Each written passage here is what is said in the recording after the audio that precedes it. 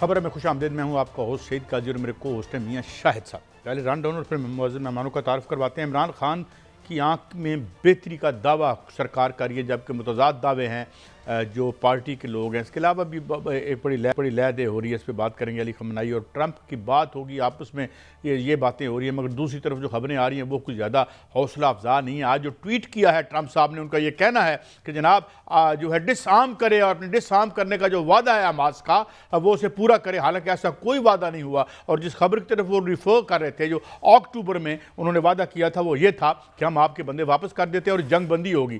ادھر سے لوگ جا رہے ہیں اور وہاں پہ 12-13 بندے مر چکے ہیں. یہ کیا ہونے جا رہا ہے، اس حوالے سے بھی بات کریں گے.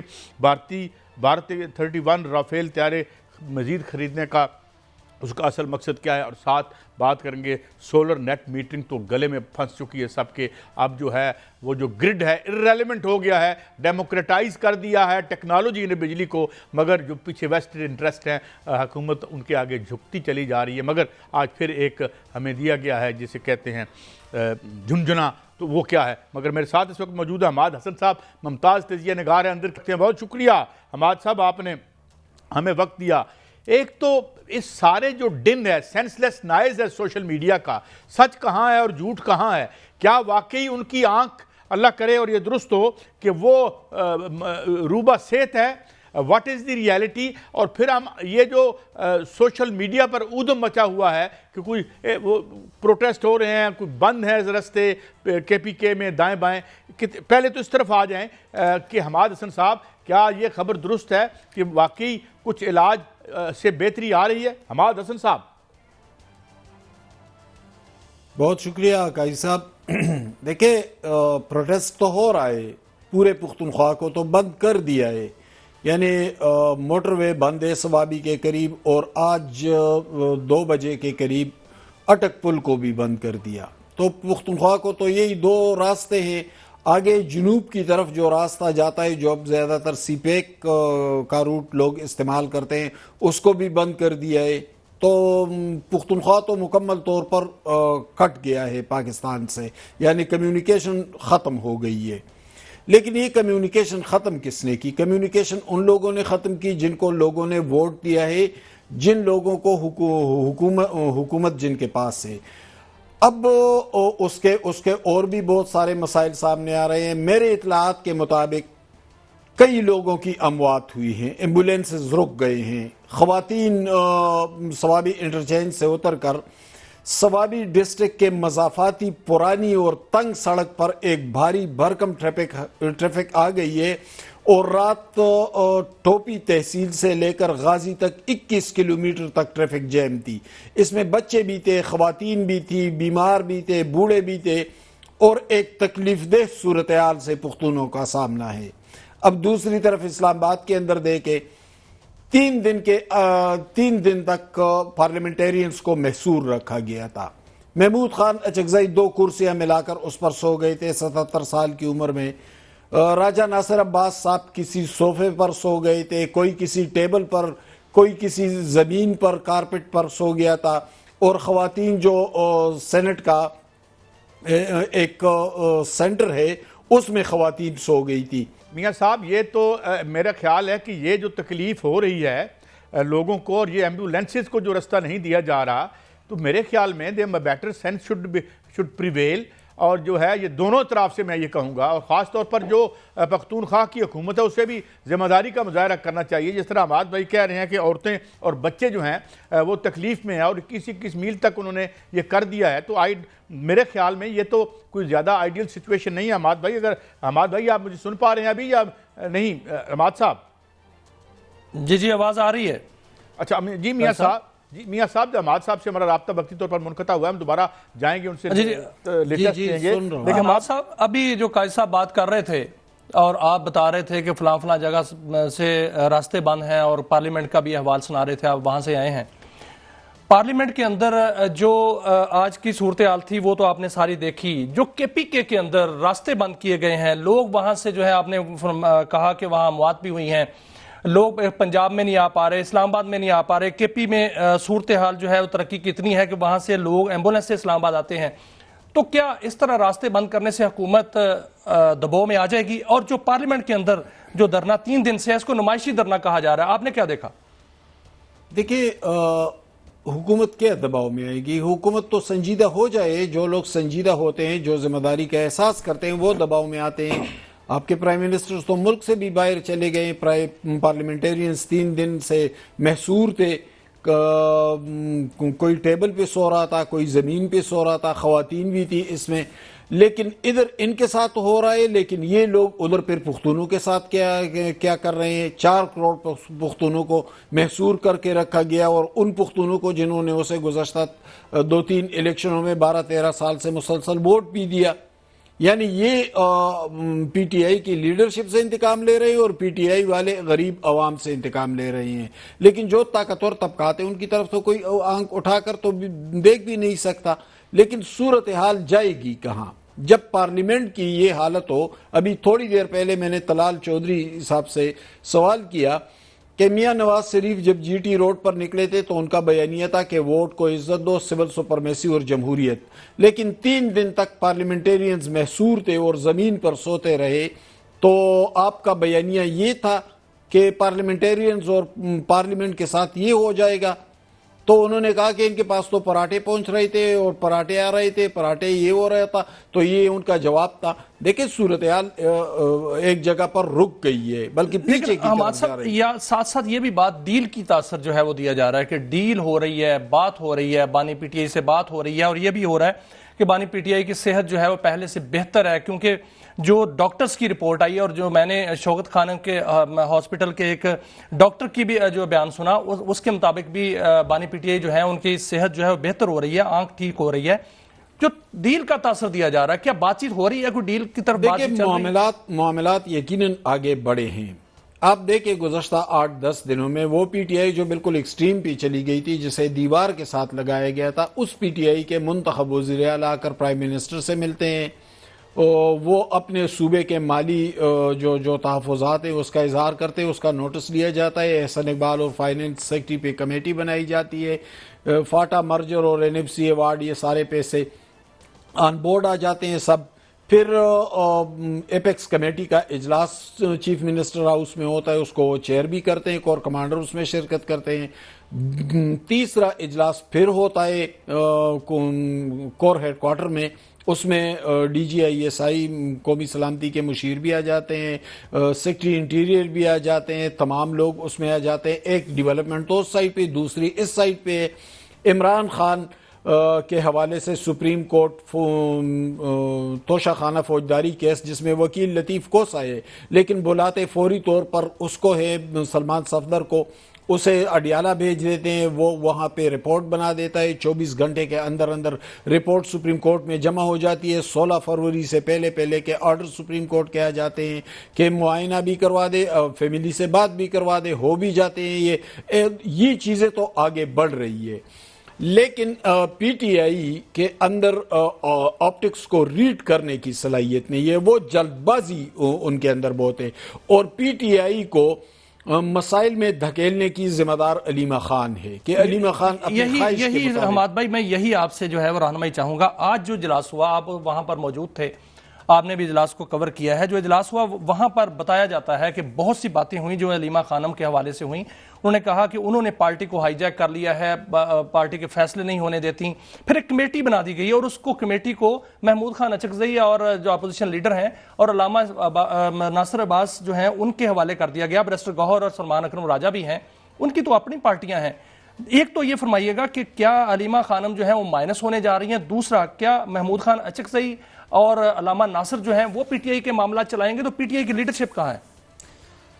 دیکھیں آج پختونخوا ہاؤس میں بھی ایک اجلاس ہوا ہے، اور ادھر پارلیمنٹ ہاؤس کے اندر بھی ایک اجلاس ہوا ہے۔ بنیادی طور پر اس اجلاس میں علیمہ خان کو مائنس کرنے کا فیصلہ ہوا ہے، اور علیمہ خان کے حوالے سے تمام ممبران نے سخت باتیں بھی کی ہے کہ وہ پارٹی کو آگے نہیں بڑھنے دے رہی ہے، وہ اپنی خواہش کے مطابق باتیں کرتی ہے، اور عمران خان کو ریلیف دلوانے کی بجائے ان کے لیے مشکلات میں اضافہ کرتی ہے، اور واقعی یہ بات ٹھیک بھی ہے۔ दूसरी बात ये कि मेंबरान ने कहा कि इमरान खान ने हमारे लिए अपोजिशन लीडर महमूद खान अचकज़ई और अहमद भाई, मैं माफ़ी चाहता हूँ, मैं इंटरजेक्शन कर रहा हूँ। ये फरमाइए कि ये जो फैसला हुआ अलीमा खान साहब को माइनस करने का, इसमें क्या सुहेल अफरीदी साहब भी इसमें शामिल है? और सेकेंडली इस पर भी कमेंट कर दीजिएगा, क्या दुबई भेजने की कोई बात हो रही है या ये भी सिर्फ सोशल मीडिया स्टफ है? अहमद भाई, दुबई भेजने की बातें तो सोशल मीडिया ही बातें हैं। काई साहब, अभी जुमे की रात मैं पार्लियामेंट हाउस में मैं भी उनके साथ एक तरह से महसूर था, पार्लियामेंटेरियंस के साथ, और हम रात 1 बजे तक उधर बैठे रहे, 12:30-1 बजे तक। लेकिन जब साथ अचकज़ई साहब भी थे, नासिर अब्बास साहब भी थे, गौहर साहब भी थे, असद कैसर, सब लोग थे, और मैं मोबाइल खोल देता, नेट पे जाता तो अमेरिका और बरतानिया में बैठे सोशल मीडियाई सहाफ़ी इधर की खबर दे देते, हमें पता न होता, जिसके बारे में खबर वो मेरे सामने बैठा होता था, हम यही बात कर रहे होते थे और उधर से कोई और खबर आ जाती, तो उन खबरों को तो जाने दे, वो कोई इतने अहम नहीं है कि उसको डिस्कस करे। उस दुबई की बात अभी कोई नहीं हो रही है, झूठ है। दूसरी बात ये कि अलीमा खान के हवाले से एक बहुत मजबूत मौक़िफ़ सामने आ गया है पार्टी का, और तकरीबन पार्टी के तमाम अरकान उनसे बागी दिखाई दे रहे हैं। वो खुलकर आज बहुत सो ने इज़हार किया है, पुख्तनख्वा हाउस के अंदर भी और पार्लियामेंट हाउस के अंदर पार्लियामेंट के मस्जिद में जो इजलास था, अभी जब मैं आपके प्रोग्राम में आ रहा था तो इजलास जारी था, तो वहाँ पर भी अरकान ने कहा है, और तमाम के तमाम अरकान यानी दोनों जगह जो इजलास हुए हैं वो अचकज़ई साहब के साथ खड़े हैं, और उनका मौक़िफ़ है कि इमरान खान ने कहा है कि आप अचकज़ई साहब को फॉलो करें, वो हमारे अपोजिशन लीडर हैं। अलीमा खान का एहतराम इमरान खान की बहन की वजह से है, लेकिन अगर इमरान खान ने हमें कोई हुक्म नहीं दिया है तो हम अलीमा खान के लाइन पर नहीं चलेंगे, हम अचकज़ई साहब के लाइन पर चलेंगे। भाई, और सेनेट में हमारे अपोजिशन लीडर नासिर अब्बास साहब है। ये यानी ये देखें कि पहले ही जो इस मुल्क में लोगों का हाल है, और अब आप बता रहे हैं कि वहाँ पे औरतें, बच्चे, बीमार जो हैं, अब अमवात का भी आप जिक्र कर रहे हैं। ये फैसला, ये डिसीजन किसका है? ये भी इसी ग्रुप का है जिन्होंने फैसला किया है कि अलीमा साहबा को हमने माइनस करना है? तो ये कौन है? अवाम है, वर्कर हैं, या जो सूबाई रियासती मशीनरी है वो ये खलल पैदा कर रही है? देखिए, पीटीआई के अंदर तो बेहिसाब ग्रुप्स बने हुए हैं, हर कोई लीडर है, लेकिन जो आखिरी सिरा है ना, वो तो इमरान खान या उसके घर की तरफ जाता है। इमरान खान चूंकि जेल में है, बुशरा बीवी भी जेल में है, उनके साथ कम्युनिकेशन भी नहीं है, तो अलीमा खान ने सब कुछ अपने हाथ में लिया है। सब लोग उनसे डरते हैं, पीटीआई वाले, क्योंकि उन्होंने अली अमीन गंडापुर को फौरी तौर पर हटाकर एक मैसेज तो दे दिया कि भाई अगर आप मेरी बात नहीं मानेंगे तो फिर इस तरह करूंगी। अब ज़ाहिर है उन्होंने तो 8 फरवरी को भी कहा था कि सूबा बंद करना है। शाहिद खटक जो पीटीआई के एमएनए हैं करक से, उन्होंने कहा कि हमें मैंडेट सूबा बंद करने के लिए नहीं बल्कि डिलीवरी और काम के लिए दिया गया है। लेकिन अलीमा खान हमेशा इस तरह के एहतजाज की हामी रही है।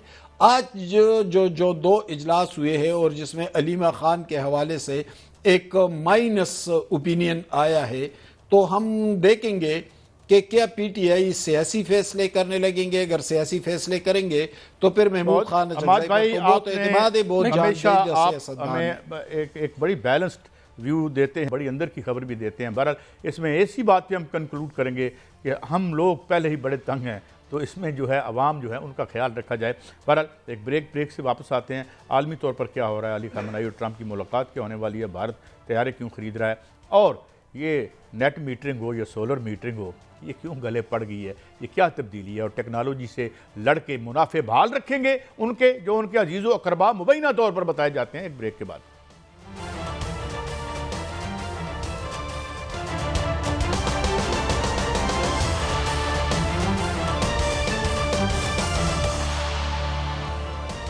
Welcome back. नाज़रीन, हमें ज्वाइन किया है जनरल रिटायर्ड डॉक्टर रज़ा मोहम्मद साहब ने। Thank you very much for your time general साहब। हमारे साथ मौजूद हैं air marshal retired Ejaz Mahmood Malik साहब, आपका भी बहुत शुक्रिया। जनरल साहब, मैं 2 यानी आज अहम बातें हैं।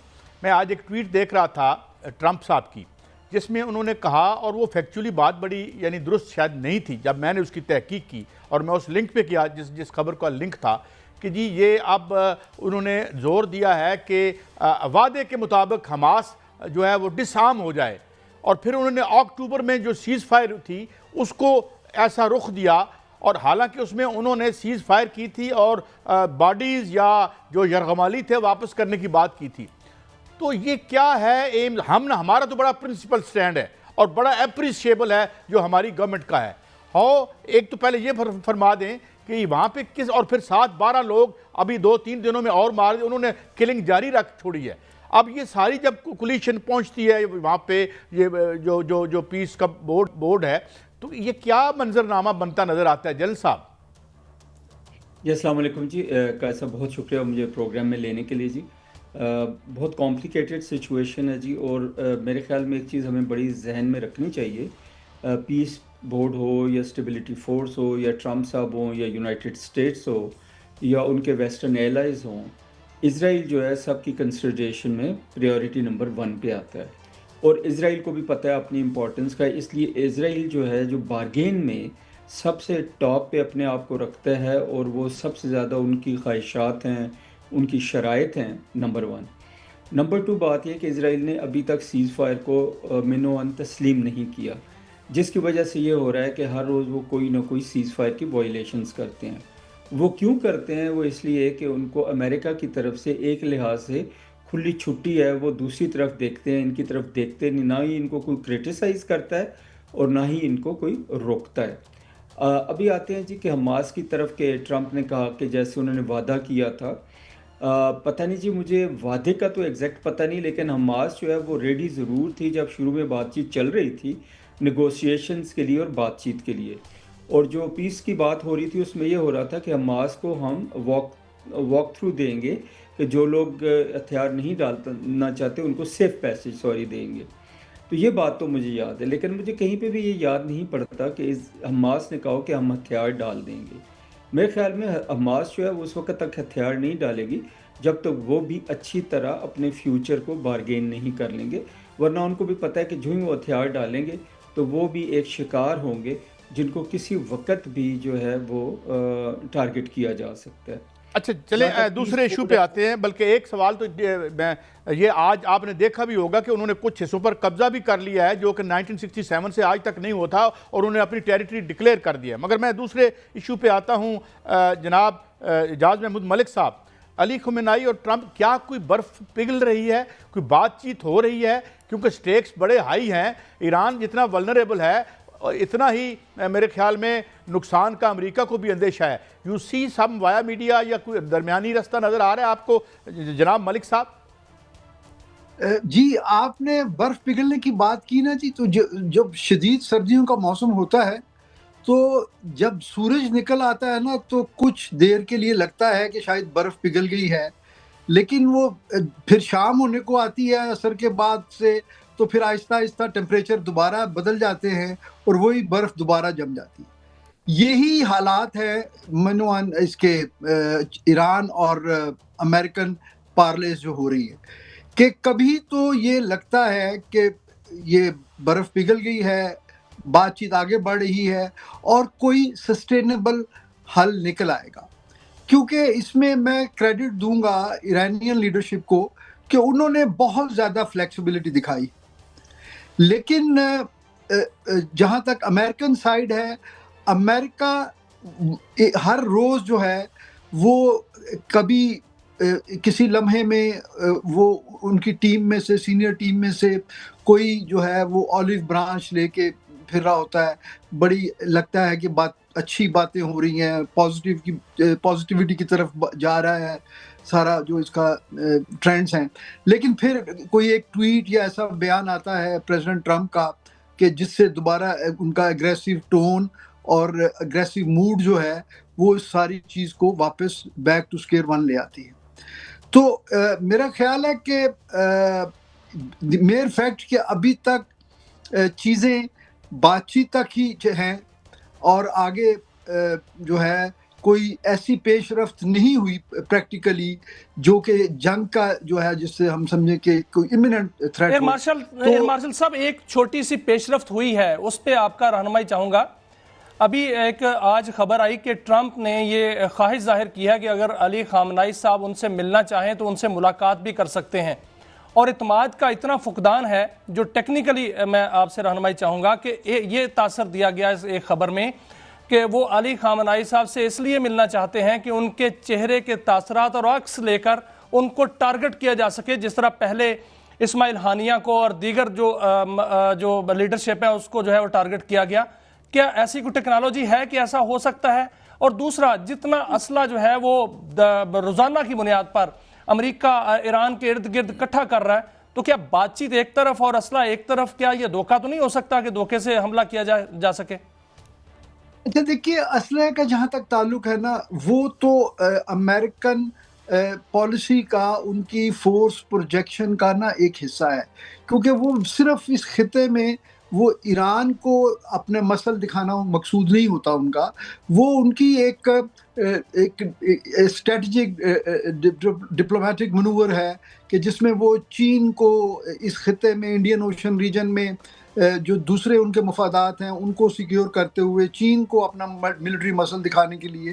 ادروائز آپ دیکھیے کہ ایک کیریئر گروپ جو پہلے سے موجود تھا، وہ ایران کی تو بڑی لمیٹڈ ایئر فورس کیپیبلٹی ہے، تو اس کے لیے تو ایک کیریئر گروپ ہی کافی تھا اگر انہوں نے صرف پرشین گلف اور اس ریجن میں کوئی جنگ کرنی ہو، تو دوسرے کیریئر گروپ کو موو کرنا، اور وہ بھی خیر پہنچے گا تو مارچ تک ہی، لیکن اس کی موومنٹ انہوں نے وہ بھی آتھورائز کر دی ہے نارتھ اچھا، فورک سے۔ میں معافی چاہتا ہوں ملک صاحب، میں ایک اور بات سے جنرل صاحب آپ کا میں ٹیک لینا چاہوں گا کہ ایران بڑی جو بیانات آ رہے ہیں کہ they have got some lethal کوئی ایسی ٹیکنالوجی ہے یا ویپنری ہے کہ جس میں وہ بہت بڑا جانی نقصان، جتنے بھی اڈے آپ جانتے ہیں دنیا میں، عرب میں تو سینکڑوں ہوں گے مگر کم نہیں ہے مڈل ایسٹ میں بھی، سو ڈو یو تھنک کہ اس قسم کی کیپیبلٹی ہے کہ وہ ان ڈیسپریشن، اگر اسے ڈیسپریٹ یا اسے دیوار سے لگایا گیا تو ایران مائٹ انکر سم جانی نقصان جو کہہ رہے ہیں وہ؟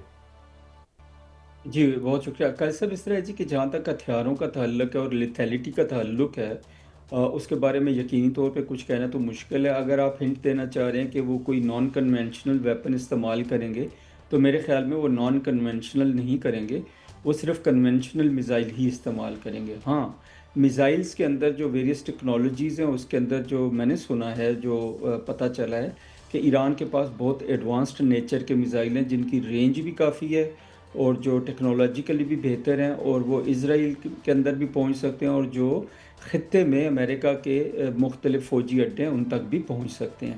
تو اس لیے یہ کہنا بجا ہوگا کہ اگر ایران پہ حملہ ہوتا ہے، خواہ چھوٹا حملہ ہو، بڑا ہو، سلیکٹڈ ٹارگیٹنگ ہو یا کمپلیٹ جو ایران ہے اس کے اوپر ایک دفعہ میں ایریل یا میزائل کا حملہ جو ہے وہ کر دیا جائے، ایران ریٹیلیٹ ضرور کرے گا، اور ریٹیلیشن میں نمبر 1 جو ٹارگٹ ہوگا وہ اسرائیل ہوگا، اور پھر نمبر 2 خطے میں جو امریکن بیسز ہیں وہ ٹارگٹ ہوں گی۔ اگر آپ کو یاد ہو تو پچھلی دفعہ بھی ایران کے میزائلز کو روکنا اسرائیل کے لیے بہت مشکل تھا، تو اس لیے امید یہی کی جاتی ہے کہ ایران کو اگر چھیڑا گیا تو وہ بہت سختی سے اور بہت تیزی سے اور بہت لیتھل طریقے سے رسپونڈ کریں گے، اور اسرائیل ان کا مین ہدف ہوگا۔ اچھا جی میاں صاحب، یو ہیو اینی تھنگ؟ میں جی ایئر مارشل صاحب، میں اسی پہ آؤں گا، اسی ایران اور امریکہ والے ایشو پہ، کہ پاکستان نے بھی یہ خبر آئی ہے کہ پاکستان نے بھی مشورہ دیا ہے کہ ایران پر جو ہے وہ حملہ نہ کیا جائے، اور باقاعدہ طور پر امریکہ کو یہ مشورہ دیا گیا ہے، تجویز بھی دی گئی ہے کہ بات چیت سے مسئلہ حل کیا جائے، اور امریکہ اور ایران بھی بات چیت سے مسئلہ حل کرنا چاہ رہے ہیں۔ اگر نیوکلر اثاثوں کی بات کی جائے تو ایران بھی اس پر جو ہے وہ راضی ہے کہ وہ نیوکلر اثاثے جو ہیں وہ ختم کرنے کو تیار ہے، یا افسودہ جو یورینیم ہے اس کو ختم کرنے کے لیے تیار ہے۔ آپ کیا دیکھ رہے ہیں کہ مذاکرات آگے بڑھیں گے؟ اور اگر امریکہ مان جاتا ہے اور ایران بھی مان جاتا ہے اور اس سے اقتصادی جو پابندیاں ہیں وہ بھی ختم ہو جاتی ہیں، تو اس سے پاکستان کو کتنا فائدہ ہوگا؟ اور آپ کیا یہ سمجھ رہے ہیں کہ یہ جو بات چیت کا عمل ہے یہ آگے بڑھ سکتا ہے؟ دیکھیں، میں تو یہ پر امید ہوں، اور دوسری بات یہ ہے کہ ایران نے بڑی وضاحت کے ساتھ جو ہے اپنی جو ریڈ لائنز وہ انہوں نے بتا دیں کہ جی ہم न्यूक्लियर प्रोग्राम के ऊपर तो बात कर सकते हैं, मिसाइल कैपेबिलिटी को कर्टेल करना या कैप करना हम उस पर बात नहीं करेंगे। और यही उनका बार्गेनिंग चिप है टेबल पे, कि वो जब तक इजराइल को थ्रेट करने की पोजीशन में रहेंगे, उनके साथ बातचीत जो है वो एक बावकार तरीके से और एक रीजनेबल तरीके से होगी। जिस दिन वो अपने वो कैपेबिलिटी वो खो देंगे या उस पे खोने पे आमादगी का इजहार करेंगे, उसके बाद वो उनकी अपनी जो सर्वाइवेबिलिटी है वो खतरे में पड़ जाएगी। और जैसे अभी जनरल साहब फरमा रहे थे कि पिछले कॉन्फ्लिक्ट में भी इजराइल को ईरान ने बहुत हद तक जो है वो डैमेज किया। देखिए, ईरान का जो मिसाइल प्रोग्राम है वो भले कन्वेंशनल से ही, लेकिन उसकी रेंजेस बिल्कुल कवर करती हैं इजराइल को। इजराइल एक ज्योग्राफिकली छोटा मुल्क है, तो अगर निस्बतन कम एक्यूरेसी वाले मिसाइल भी वहाँ तक पहुँच जाते हैं, तो वो अगर एक टारगेट को डायरेक्ट हिट नहीं करते, जिसको हम वो उसकी एरर कह लें, सर्कुलर एरर पोल, वो एक मेजर होती है उसकी एरर में, तो अगर वो थोड़ा एरेटिक भी हो तो वहाँ पे इतना बड़े टारगेट रिच एनवायरनमेंट है कि वो अगर उनके किसी मिलिट्री कॉम्प्लेक्स को नहीं हिट करेगा तो किसी सिविलियन कॉम्प्लेक्स तो नियर बाय हिट कर लेकिन सर, लेगा। ये कहां तक खबर दुरुस्त है कि जो आपने रेंज की बात की है, ये भी खबर आ रही है कि ईरान के पास बैनुल बरेआज़मी जो मिसाइल हैं वो भी हैं, जिनकी रेंज 15,000 किलोमीटर तक भी है और उनकी रफ्तार भी 15,000 किलोमीटर फी घंटा से ज्यादा है। तो वो अमेरिका तक जा सकते हैं, न्यूयॉर्क का हिट कर सकते हैं, वाशिंगटन को हिट कर सकते हैं। क्या ऐसी टेक्नोलॉजी भी ईरान के पास है? देखिए, ये जो है ना, इसके बारे में ये एक आप समझिए कि ये एक अबहाम ही होता है, और ये चीज़ें कभी भी जो है ना, कोई मुल्क जो है वो उसको उसके बारे में आप अपने सीक्रेट्स वो शेयर नहीं करते। लेकिन वो देखिए, ईरान और अमेरिका का डायरेक्ट जो है कोई कंपैरिजन नहीं है, जबकि उसके मुकाबले में अगर आप ये देखें कि अगर सिर्फ इंडियन ओशन रीजन में उनका एक कैरियर ग्रुप सिर्फ हिट हो जाए, डैमेज हो जाए, तबाह ना हो, वहाँ तक अगर वो नंबर ऑफ मिसाइल्स वो लॉन्च कर देते हैं और कोई उनमें से एक भी उसको हिट करता है, तो आप ये देखिए कि अमेरिकन जो प्रोवेस है, पावर है दुनिया में, वो पूरी दुनिया में अपनी एयर के थ्रू, अपने नेवी के थ्रू अपनी पावर प्रोजेक्ट करते हैं शॉर्ट टाइम में, तो वो उसको कितना डैमेज होगा। बिल्कुल उसी तरह जिस तरह इजराइल को उन्होंने डैमेज किया कि 14 दिन तक जो है नेतन्याहू वो अपने घर नहीं सो सके, वो किसी ना किसी बंकर में अपनी जगह बदलते उनकी रेजिडेंस भी शायद किसी ने कहा एक ड्रोन वगैरह जो है उसने हिट किया था। लास्टली ये बताइएगा जनरल साहब कि भारत मजीद 31 राफेल खरीद रहा है। पहले तो उसने पल्ले कख नहीं रहने दिया राफेल का, जो हमारे साथ उनकी एक हुई थी थोड़ी बहुत। वाई दे आर बाइंग मोर? क्या वो ज़्यादा रिलाय बेस्ट की अब टेक्नोलॉजी पे कर रहे हैं? और पहले भी जो राफेल हैं उन्होंने उनके लिए कुछ ज़्यादा काम तो नहीं किया था। Why this? ये भी they are they aimed at Pakistan? जी बिल्कुल जी, इसमें कोई शक नहीं होना चाहिए कि जो इंडिया की जितनी भी मिलिट्री प्रिपेयर्डनेस है उसमें मेजर फोकस पाकिस्तान ही रहता है, क्योंकि जहाँ तक चाइना का ताल्लुक़ है, चाइना का बॉर्डर है वो बहुत डिफरेंट है, वो माउंटेनियस और हाई एल्टीट्यूड बॉर्डर है, और वहाँ पे जो फोर्सेस इस्तेमाल होनी है, जो एयर इस्तेमाल होनी है, जो हेलीकॉप्टर्स वगैरह इस्तेमाल होने हैं, वो बहुत डिफरेंट है, नंबर वन। नंबर टू बात ये जी कि राफेल ही क्यों?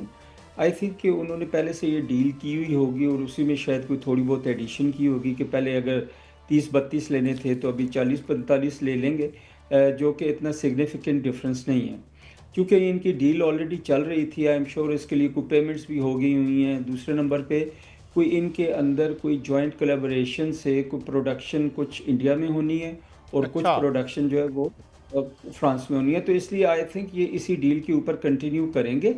बाकी जहाँ तक उनकी रिलायबिलिटी का और ऑपरेबिलिटी का ताल्लुक़ है वो तो हमने देख ही लिया, तो देखते हैं अगले मार्के में क्या हो करते हैं, राफेल हो या जो कुछ भी हो। अल्हम्दुलिल्लाह हमारी जो एयरफोर्स है वो उनसे बेशक नंबरों में कम हो या बज़ाहिर उनके जहाज़ टेक्नोलॉजी में हमारे कम हो, लेकिन अमल में, मैदान अमल में पाकिस्तान हमेशा उनको شکست دے گا انشاءاللہ. یقیناً ماضی میں ہم بھی اور لاسٹلی ایئر مارشل صاحب مجھے کوئکلی ذرا کائنڈلی انلائٹن کیجئے گا. یہ جو آنے والا وار فیئر ہے، پہلے ہم نے دیکھا کہ جو ایئر فورس ہے وہ بہت زیادہ اس کی اہمیت بڑھی، اور جو ہے اب ہم دیکھ رہے ہیں کہ جو ان مینڈ ایریل جو ہیں وہ ان کی اہمیت بڑھ رہی ہے. تو آنے والے دنوں میں آپ کو کیا لگتا ہے کہ یہ میزائلز ہی ہیں جو کہ جدید دنیا کا وار فیئر جو ہے وہ ڈٹرمن کریں گے؟ نہیں دیکھیں، یہ جو ہے نا، یہ ڈیبیٹ کو پچھلے 30-35 سالوں سے یہ ڈیبیٹ چل رہی ہے کہ مینڈ ورسز ان مینڈ ایئر کرافٹ، یا آپ کہہ لیجئے کہ پائلٹ لیس ایئر کرافٹ یا میزائل. لیکن آپ یہ دیکھیے کہ میزائل وہ جتنے مرضی اچھی ٹیکنالوجی ہو، اس کی ان فلائٹ پروگرامنگ نہیں ہوتی. وہ جبکہ ایئر کرافٹ جو ہے نا، اس کے اندر جو انسانی دماغ ہے، وہ لاسٹ منٹ جو فریکشن آف سیکنڈ میں جو ڈیسیژن میکنگ ہے نا، یا ٹارگٹ کو سوئچ کرنا، ایک ٹارگٹ سے دوسرے ٹارگٹ پہ جانا، وہ جو فلیکسیبلٹی ہے انہیرنٹلی، وہ ہمیشہ مینڈ ایئر کرافٹ میں رہے گی. اس لیے اس ڈیبیٹ سے قطع نظر یہ چیز چلتی رہے گی. بہت شکریہ ایئر مارشل ریٹائرڈ محمود ملک صاحب. جناب جنرل ریٹائرڈ ڈاکٹر رضا محمد صاحب، آپ نے ہمیں انلائٹن کیا، ہم نے چیزوں کو سمجھنے کی کوشش کی، بدلتی ہوئی دنیا اور کمبیٹ کے بدلتے ہوئے جو بھی تقاضے ہیں. ایک بریک سے واپس آتے ہیں تو یہ اب ہم دیکھتے ہیں کہ جو ڈیموکریٹائزیشن ہو گئی ہے بجلی کی پروڈکشن کی، اور گرڈ کا جو ایک تھا وہ ٹیکنالوجی نے اس کی جو ڈکٹیٹرشپ توڑ دی ہے، اس سے حکومت کیسے بچے گی اور کیسے ان منافعوں کا تحفظ کر سکے گی جس کے لیے کمر باندھ رکھی ہے پوری حکومت نے. ایک بریک کے بعد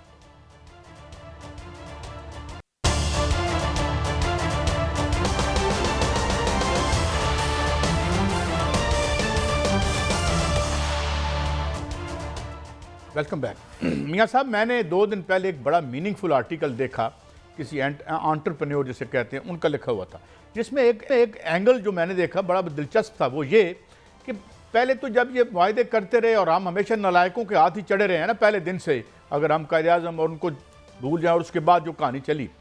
اب یہ ہے کہ ٹیکنالوجی جو ہے اس نے انیبل کر دیا ہے کہ لوگ گرڈ کی غلامی سے نکلیں، اور جو مہنگائی اور انفلیشن ہے آج دیکھ رہے نا، یہ پیٹرول کی پرائسز غالباً آج ہی بڑھی ہیں یا 1 دن پہلے بڑھی ہیں اگر میں غلط نہیں کہہ رہا تو اب بجلی کا جو ریلیف ہے، لوگوں کا میجر پورشن پہلے غذا خریدنے میں لگ جاتا تھا، اب اس سے بڑھ کے جو ہے بجلی پہ لگ جاتا ہے.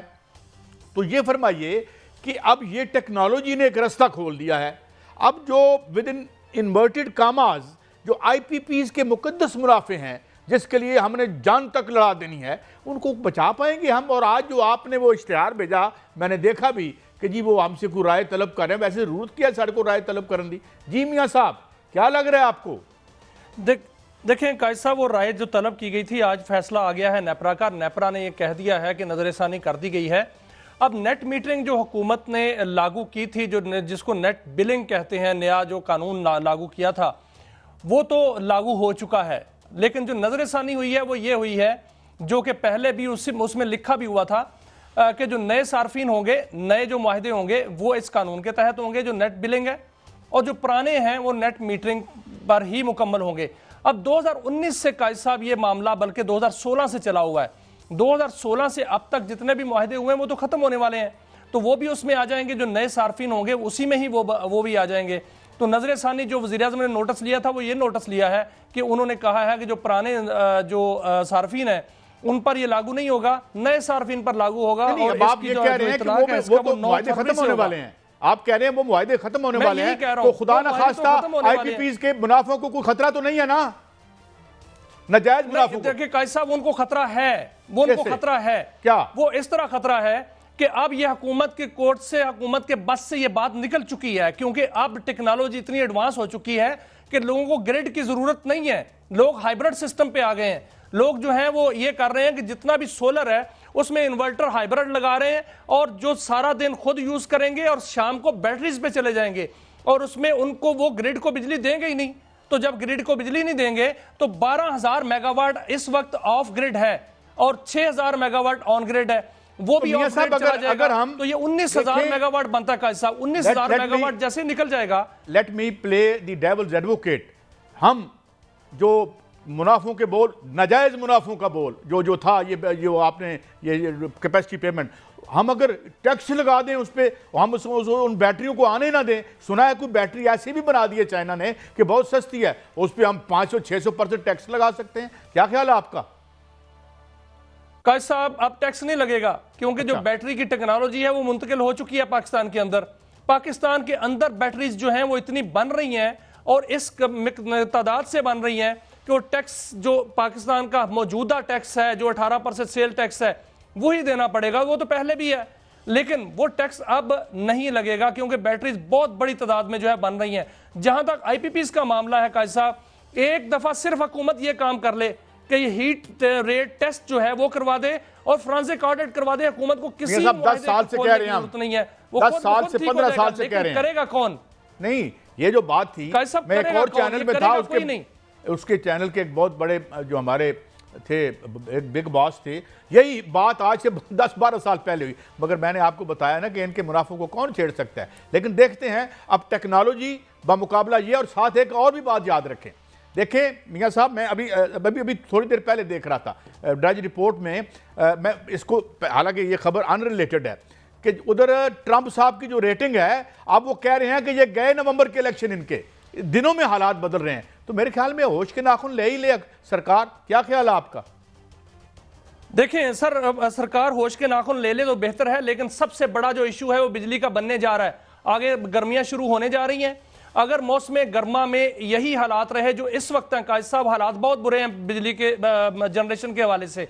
अगर यही रहे तो लोड शेडिंग दोबारा हमें वो नजर आएगी जो 2011 में होती थी, 22 घंटे की, 20 घंटे की। अल्लाह ना करे ऐसा हो। लेकिन एक खुशकुन खबर है, खुशखबरी है, वो भी जाता जाता कायद साहब देता जाऊं कि पाकिस्तान और रूस के दरमियान जो है वो बहुत बड़ा तजारती मुआहदा होने जा रहा है, जिसमें बराह रास्त हमारी जो है वो फ्लाइट्स भी चलेंगी और वहां से राहदारी जो है वो भी खुलने जा रही है, सड़क बनने जा रही है। दोनों मुल्कों ने मंडियां जो है वो खोल दी हैं एक दूसरे के लिए, और पाकिस्तान के लिए, सार्फिन के लिए ये भी खुशखबरी है कि सस्ता तेल भी हमें जो है वो मुहैया होने जा रहा है, क्योंकि जो पेट्रोल जो है वो चाइना रूस से खरीदेगा और ईरान से खरीदेगा, वो पाकिस्तान में हमने ईरान से रास्ते पाकिस्तान आएगा। नहीं, हम उन्होंने कहा ईरान से नहीं खरीदेंगे, IPP से, यानी हमसे खरीदेंगे, हमारे बच्चों से खरीदेंगे, सरकार ये कहती है। अब रूस से भी खरीदने गए थे सस्ती जो है, पानी में क्या जाना। तो देखते हैं कहानी किधर जाती है। ये था हफ्ते का पहला शो, कल फिर मिलेंगे। अल्लाह हाफिज़।